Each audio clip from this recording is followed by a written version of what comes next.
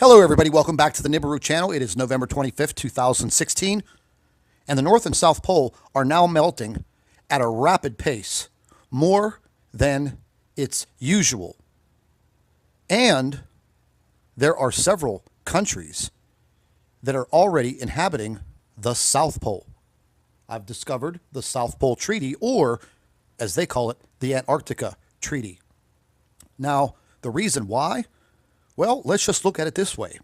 There's a very large landmass under the South Pole, meaning when all of that ice melts, there will be an entire country or multiple countries. Now, the same does not apply for the North Pole, and you will clearly see that later on in this video. They are already inhabiting the South Pole, and new life is now forming on the South Pole region. Watch this video based on the South Pole first, then you will see the video pertaining to the North Pole.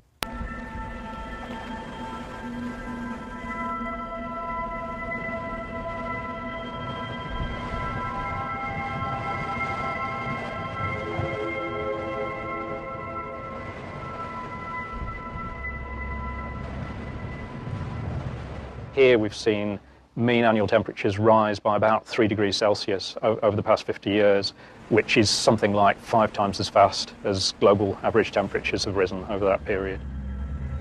As a result, huge chunks of ice are breaking off the continent. In March 2008, the Wilkins ice shelf, about the size of Connecticut, broke away from the mainland. And while melting icebergs do not increase the world's sea level, land ice, such as Pine Island Glacier, does. The current amount of water being input into the ocean from Pine Island Glacier alone, it's contributing a net 46 gigatons of water to the sea every year. If this one glacier were to melt completely, it alone would add 1.5 meters, or nearly 5 feet, to the world's sea level. And while this represents a significant threat to mankind, the flora and fauna of Antarctica are experiencing a genesis.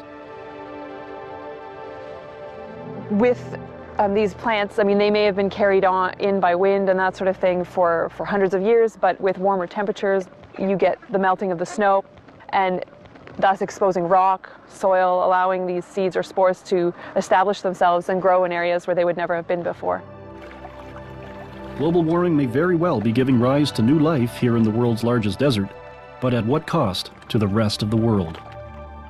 Well, that was very interesting. Now, let's take a look at the North Pole.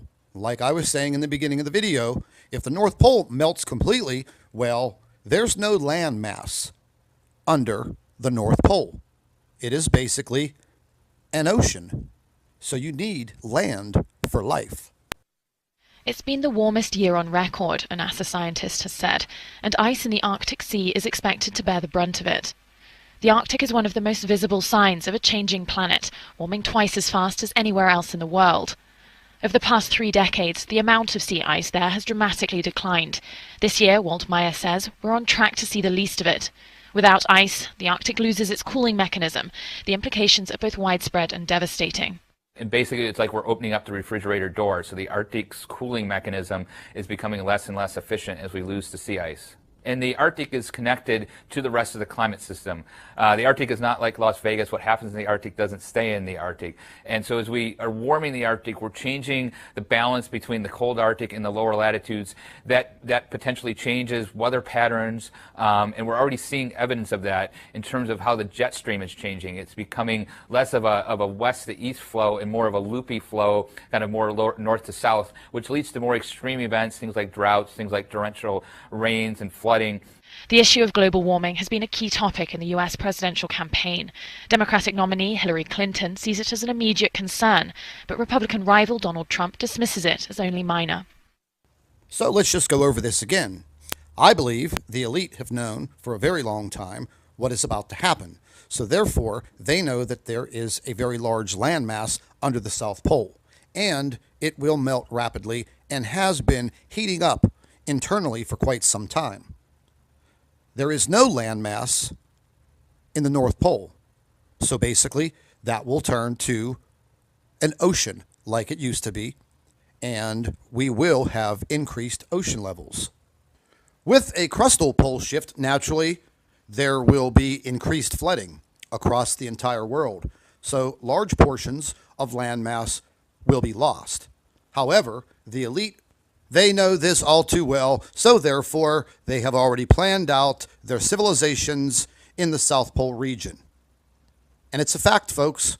Just do a little investigation, do a little research, and you will clearly see this. The North Pole and the South Pole are now melting at a very, very rapid pace. And the South Pole is being heated internally. And I do believe in a very short amount of time, you will see the South Pole region becoming a multinational country. And with that said, I'd like to thank all of our Nibiru watchers. You guys do a fantastic job. Would also like to thank you for your loyal subscribership. You can continue to email your photographs and your video to NibiruPlanetX2016@gmail.com. And don't forget to share our videos with your friends and family members on Facebook. And subscribe to the Nibiru channel for all of our current updates. And like I always say, keep an eye in the sky.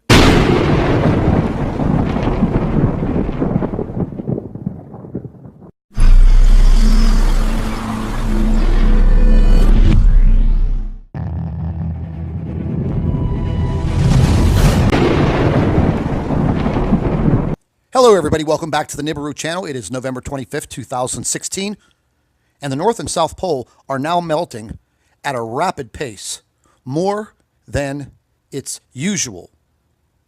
And there are several countries that are already inhabiting the South Pole.